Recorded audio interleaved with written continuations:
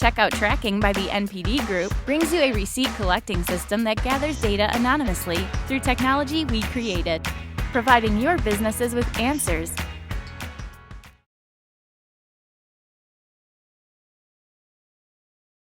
Our next speaker needs no introduction, so I'm going to tell a story instead.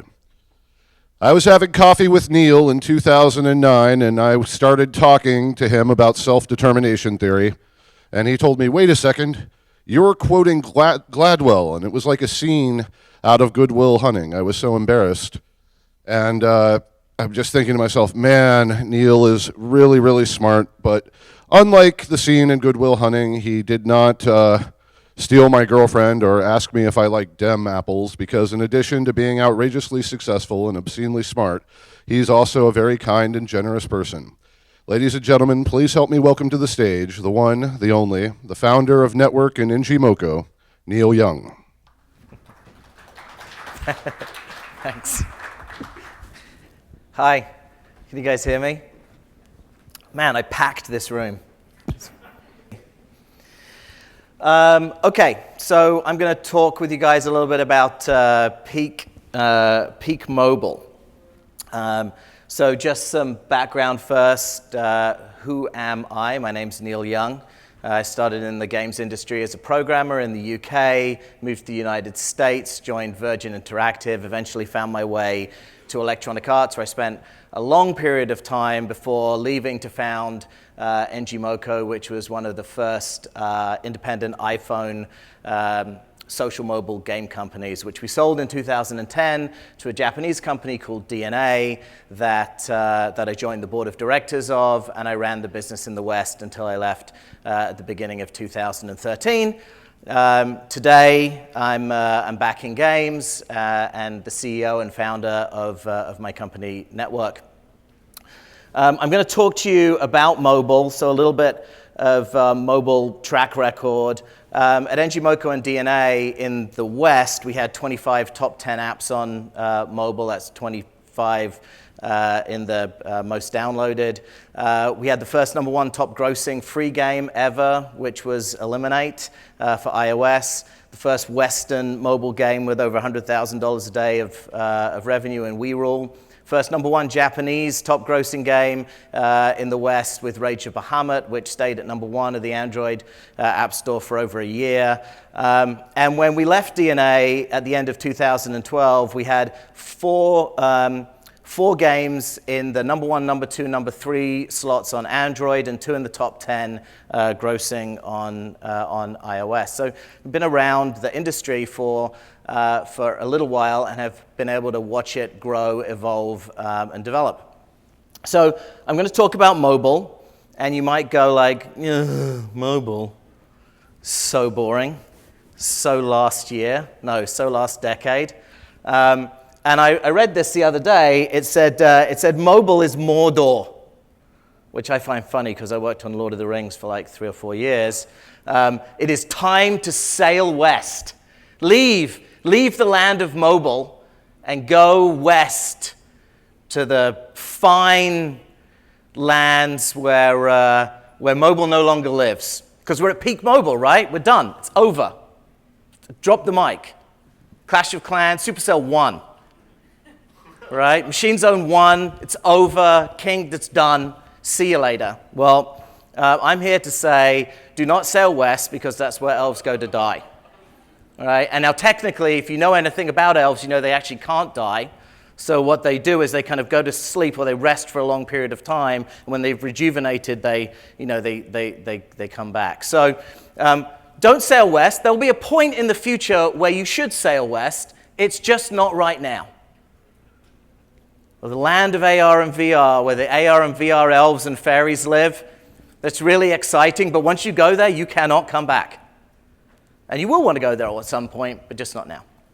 So why not?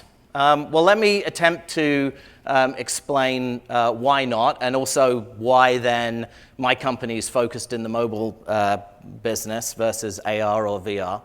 And to do that, I want to just take a look at this model. This is Rogers Innovation Adoption Model. It was originally kind of put out in the 60s to show the adoption of agricultural technology. But it's turned out to be quite a durable way of thinking about how markets develop. And as a market grows and a technology penetrates that market, you get sort of the innovators, the early adopters, the early majority, late majority, and eventually the laggards adopting that technology. And the market really falls then into two stages. The first stage is growth. And that's where lots of venture capital money comes pouring into to the industry. And then the second is maturity, where all those companies that have built their business off of the VC funding are now able to kind of capitalize upon this market. And undoubtedly, in the West, when we think about the adoption of smartphones, the adoption of mobile technology, we are here. We are absolutely in the mature phase of that technology's adoption. There will not be lots more people on the planet, or at least in the Western market, with smartphones. There's just not that many more people left. We've already penetrated well over 80% of the Western market. But there are some things that we can learn from other mature mobile markets. And the most mature mobile market in the world is Japan. And I can hear you say, I can hear it, because I'm psychic. But Japan's different, right? It's just a completely different place. It's like this, Galapagos type thing where it's just developed in a completely unique way. Those Japanese folks, they're real nice, but they're super obsessive. It's really different. And yes, it is different in many ways. But the human benefit of the devices that proliferated in Japan in the early mid-2000s provided the same type of human benefit that our smartphones provide today. And it's really that human benefit that drove new levels of usability that ultimately manifested itself in new levels of usage that spurred that market to the place that it is today. So in the early 2000s, mid-2000s, a Japanese feature phone could take photos, use maps, buy goods and services, play games, listen to music, all connected to a high-speed, 3G plus type network where you could make microtransactions, you could buy digital goods and services seamlessly on a wireless bill. They were so pervasive that they reached the point where 31% of elementary students had them, 50+% of middle schoolers had them, nearly 80% of the population of the country had these devices in the mid-2000s, which sounds quite familiar, right? That's kind of where we are today in the West. And so if you look at the adoption of Japan's what I'm calling sort of iMode Plus, which is those powerful feature phones all the way through smartphones, and you look at their penetration into the population, really in 2010, Japan's mobile internet and its customers and its developers were where we are now today, right? So if Japan's market was mature by that penetration standard in 2010, and the human benefits of those devices were the same as our smartphones, what happened, right? It should be a drop the mic moment. It should be, it's over. Whatever the Japanese Clash of Clans, the Japanese Supercell would have won and walked away with everything.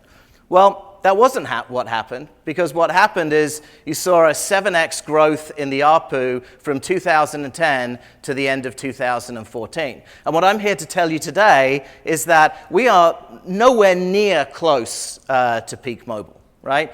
If we were close to peak mobile, then we wouldn't see differentials like this, right? Here are two games that in their respective home territories generate over $1 billion a year in revenue.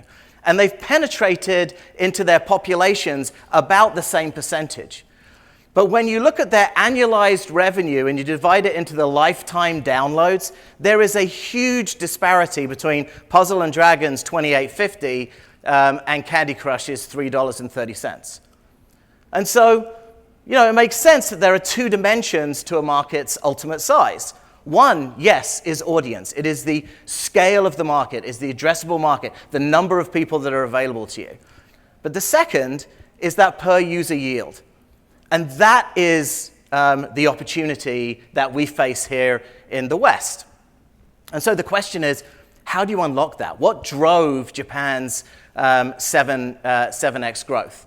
Well, it's really two things. One, it was developer-driven innovation that in turn consumers got comfortable with, and consumers got more comfortable with those things. That motivated developers to drive more innovation.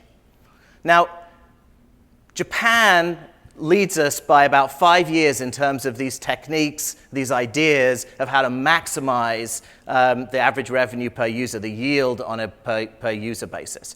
And so if we consider this same model and we think about it not as the adoption of smartphones, but the adoption of these techniques, right? Where are we in the West, right? Where is our knowledge on these techniques that drive these high-yield games? Well, I think that we're here. I think a very, very small percentage of developers understand or have the current capability to create high-yield games. And so we're only just entering the growth phase of yield, and it is going to radically reshape the mobile landscape. Right? The Western mobile games market is going to be 8 to 10 times its current size. Right? High LTV games are going to dominate the top grossing charts. The median ARPDAU is going to raise from 9 cents to a dollar. The number one Western mobile game, if you follow the math, can approach $10 billion a year in revenue, just in the Western business. The rise of those high LTV games is going to change the marketing landscape. Like in Japan, where 44 of the top 50 grossing games are advertised on TV, you're going to see scaled marketing campaigns that become the norm across every online and offline channel that can justify a return. And it's going to change how you design, create, market, and operate the games that you make. So the question, as we're sort of on the brink of this, of this 10xing of the market is, well, how do we do it? Like, how do we 10x the industry? Well, I think that there's two dimensions. I think the first dimension is we need to think about uniquely mobile game design. We need to make our games as easy for smartphone owners as possible to be able to get to use, that respects the human use case of the mobile phone. And we need to design for LTV. So we need to scale the market, get the biggest possible market, and we need to get as much depth as we possibly can.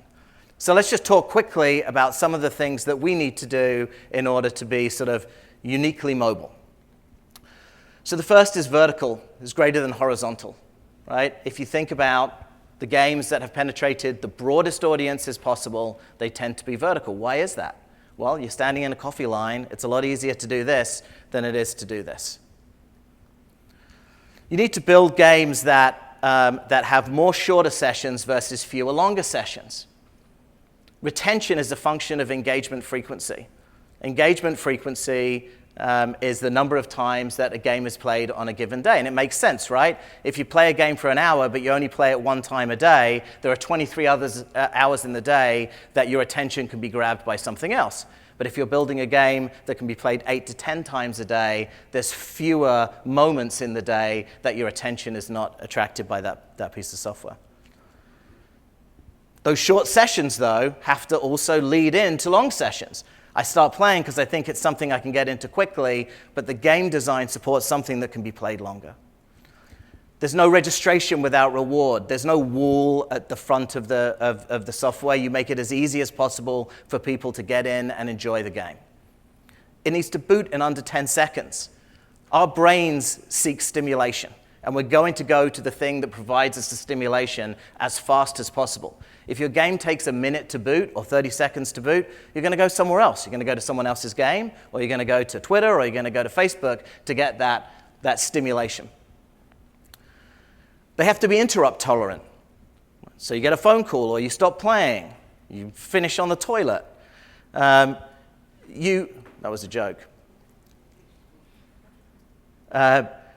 It has to be interrupt tolerant so it can return you exactly to where you left. So there's no penalty for stepping away from the software. It has to be latency, connectivity, and battery friendly. It can't require you to have a high quality connection all the time if you're building something that's uniquely mobile, because you know that you don't have a high quality connection all the time. You may have a high quality connection in your house sitting on the sofa. Well, maybe you should use a tablet, right, with a bigger screen that you can hold in two hands. It's comfortable. You should never be more than 30 seconds away from reward. You know, I've gone into the game, it's taken me 10 seconds to get there, I should be 20 seconds away from doing something and feeling good. So it's uniquely mobile, that's one dimension, and then the second dimension is designing for LTV. LTV is a function of monetization and retention. LTV is the lifetime value of customers inside your system, and it's driven by how much money you make and how long you keep those customers. Monetization and retention, they're results. They're not the drivers. They're results of things. So what you have to do, or what we have to do, if we want to lead this 10xing of the business here, is we either have to invent or we have to deeply understand systems that drive engagement frequency, frequency of transaction, and size of transaction. Because it's really those three things that ultimately lead to LTV. And they flow from game systems and game designs that motivate people to come back, to play frequently, to enjoy what they're playing, and enjoy it enough that they want to pay, not just pay once, but pay many times, not pay a small amount of money, but pay a large amount of money for that entertainment experience. The number one lesson that we took away from our experience at DeNA and in Japan is how key systems can radically change engagement and transaction frequency and the size of those transactions. And these are just the systems that we know about today. This doesn't take into account the systems that can be uniquely Western, that have yet to be thought of, and that can be embedded into the products that we all make. You know, you've been trained to believe that monetization and retention are at odds. You think, well, if I ask someone to spend money, they're not going to stick around. You know, the opposite of that is true. You spend money on things that you love, and things that you love, you tend to spend more time with, right? Those two things can go hand in hand. So I'm going to wrap up by just talking quickly about 5 things that I think the winners will do in this space. They will have built games that are uniquely mobile, and they will have been designed for LTV, but I think they're going to do 5 things fairly consistently in order to win this next phase of the market. I think the first thing they're going to do is they're going to seek greatness. You know, in everything that they do. They're not going to settle for something that's rote. They are going to innovate. They are going to try to deliver things that delight their audiences. They're going to build games that they love, that they think are great, that are not trying to trick the customer into spending money. They're going to build things that people love. And when people love things, they move away from this sort of like need-based monetization that we're stuck in today, the world of the invested continue, or the insurance against the invested continue, which is what the booster is. And you move into want-based monetization, where you want to spend money on things, and you're happy to spend money on things. The second thing they're going to do is they're going to live for life. They're going to understand that it's so important to get their software into the hands of other humans, and they're going to become expert at how that software is managed in the live environment. And a lot of that is going to rotate around events. And I'm not talking about Western events. Typically, when we think about events, we think about, well, it's a Valentine's Day event. Right? Or it's a little mini game that we're going to go put into our software. Events are a constant and consistent part of a successful high LTV game. And it's not just one event or one event harness. It's multiple event harnesses running all the time for different cohorts of users. There's a guy called Dr. Serkan Toto. If you don't follow him on Twitter, you should. He's a Japanese kind of industry analyst. And he'll tell you the number one difference between a Western developer and a Japanese developer is that it is inconceivable that a Japanese developer could start developing a product without someone on staff called an event planner. And in the West, the running of events is a part-time job by our most junior people. There's a huge difference, and a massive percentage of the LTV will come from those events that are keeping people engaged in this live environment. The third thing these successful companies will be is that they will be patient. They won't rush their products to market for the promise of a promotion. They will stay the course until their KPIs are at the place where they go, this is going to work. You know, my LTV is higher than my cost of acquisition by a significant margin, and this business is going to work. Now, they're going to have the resources to be patient, but it will be one of the things that defines the successful ones. Then when they release those games, they are going to market them. They are going to think about every conceivable channel. They are going to think about every honeypot of customer that they can acquire and bring into their game. They're going to think about every program to market through the entire life cycle of that customer. Not just to get them into the game, but to keep them in the game. And when they're in the game, to get the ones that are spending money to spend more money, the ones that aren't spending money to spend some money, and the ones that are churning out to not churn out. And that's going to be a powerful, powerful weapon for those companies. And I think the last thing that they're going to do is they're going to share the success. So we're at a kind of a unique moment in our industry right now.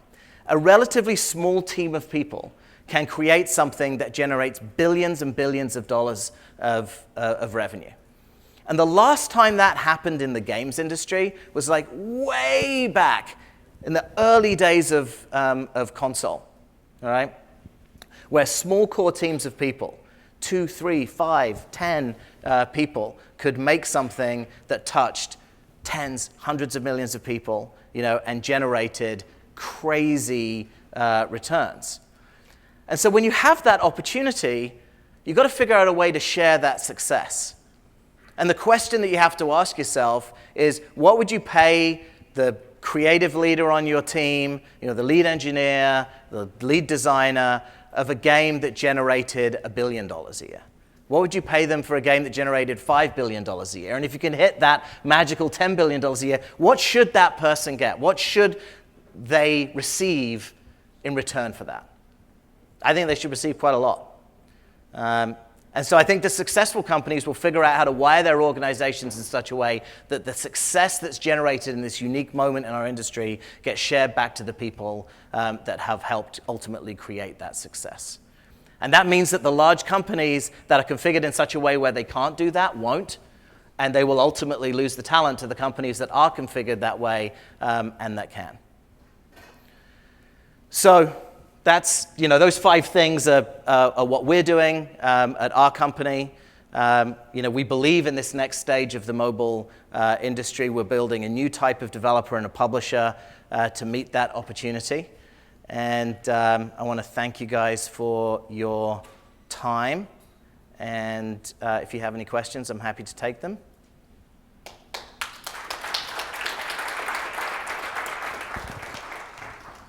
Really, really great talk, Neil.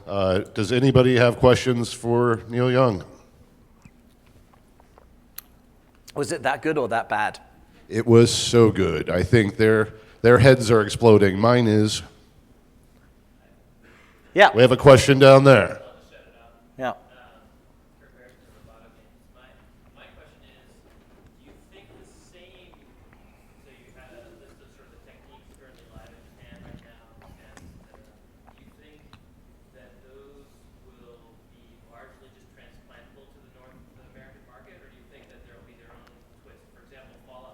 Mm-hmm. Surprise to me, but still, you know, the Magic the Gathering pack of cards. But I think that was more accepted here than some of the other Japanese style, for example.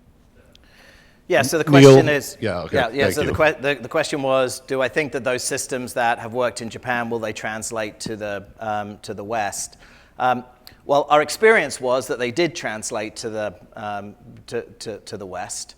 I can't give you the numbers because I can't give you the numbers, but I can tell you that the ARPDAOs and the LTVs that we saw of the games that we built towards the end of our tenure at DeNA were orders of magnitude higher than the median ARPDAO in the top 100 grossing right now. I think the biggest challenge for many of those games is their cultural appeal. And so at some point, that cultural appeal might intersect with one of those systems and prevent it from being successful. Typically in Japan, for example, PvP doesn't actually work very well because there's a cultural bias against PvP, but GVG works very well, which is basically P plus P against a group of other P plus Ps. So I think that there will be systems that work better in certain territories than other, but when you think about a system like a gacha, right, which you've probably all heard of that system generally, and you might think that it's sort of a random spin. It's really not as simple as just a random spin. It's really about completing a collection. As humans, we all have a collection kind of completion compulsion. If you grew up in the UK like I did, or in Europe, you grew up on collecting Figurini, Panini, soccer cards that you traded in the playground with your friends so you could complete the sticker collection. Here in the US, it might have been baseball cards, or then Pokemon, or Magic the Gathering. And so it's easy to look at gacha and say, well, that's just a Japanese phenomenon, but actually, really, it's not. It's a human phenomenon. How it's packaged can affect its adoption. But in general, I think that those systems are mostly translatable. I think I might have been hypnotized by Michael Eisner yesterday because I feel compelled to mention the Topps Company. That was an amazing talk, Neil. Everybody give it up for one of the best speakers in the games industry.